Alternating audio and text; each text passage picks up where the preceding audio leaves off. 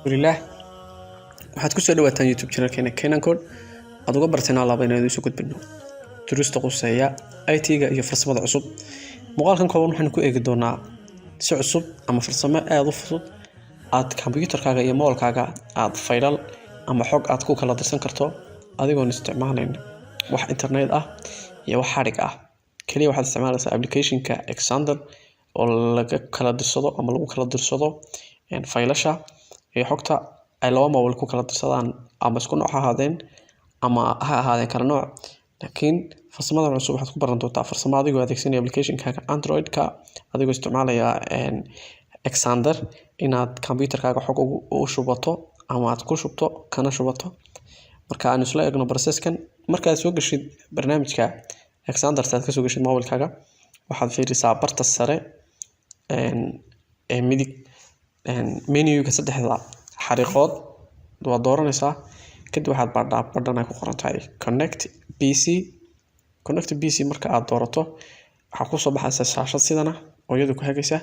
Marka koowaad waxaad u baahan tahay inaad mobilkaaga aad furto hotspot-ka xagga sare ayaad la soo degaysaa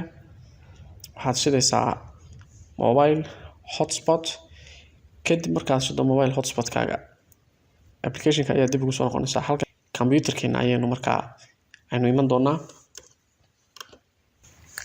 Computerka markaad timaadid xagga sare waxaad ku qoraysaa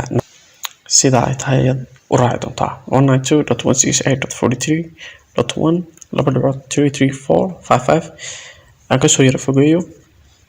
kadib waxaad u baahan tahay inaad ku xidho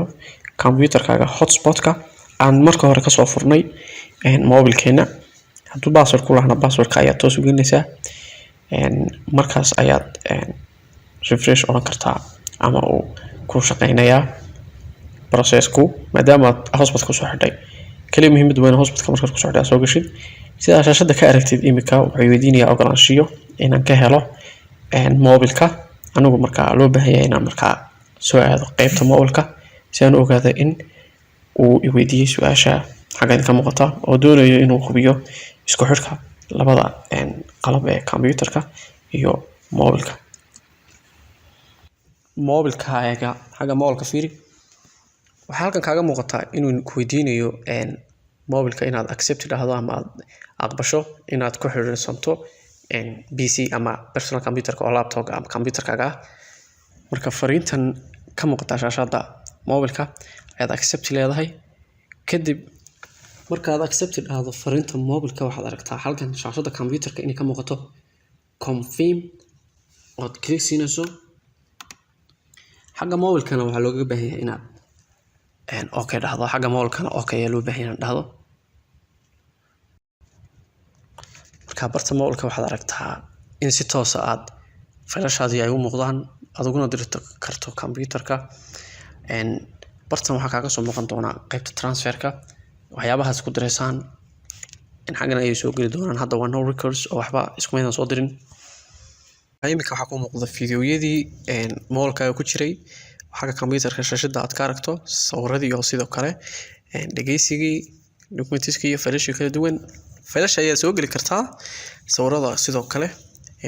badhamadan ayaad marba qayb ka geli doontaa. marka waxaan doonayaa imika in file computerka igu jira aan kusoo diro ama aan u diro mobilkayga faylkaas noocu doono ayuu ahaan karaa hadduu dhageysi yahay documenti sawir muuqaal wax walba waad u diri kartaa. marka anigu hadda waxaan xulanayaa file documentigan ayaan soo jiidayaa anoo drag inta haya ayaan Chrome-ka soo dhex dhigayaa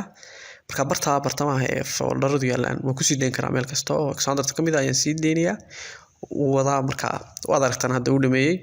imika ayaa marka waxaan ka eeganayaa faylkan aan diray mobilka inuu soo gaaray. qaybtana mobilkana waxaad aragtaa faylkii aynu ka soo dirnay computerka inuu soo galay. mar haddii sawirkii ama documentiga ama dhageysiga ama muuqaal wuxuu doona ha ahaadee anu faylkan ayaan tijaab ahaan usoo diray haddii aad aragto inuu si 100% uu usoo gaaray mobilkaaga waxay caddaynaysaa inaad adna mobilka aad ka tiri karto computerkan sidoo kale sidan oo kale aad uga dirsan karto fayl habkan cusub raac muuqaalkeenu intaas ayuu ku saabsanaa muuqaalka xiga inta ku kulmi doono waxaan kaga tagayaa assalaamu calaykum waraxmatullaahi tacaala wabarakaatuh hadduu ka cajabiyo like saar videoga sii share garee oo la wadaag asxaabtaada kuna soo biir YouTube channelkeena Kenyan Code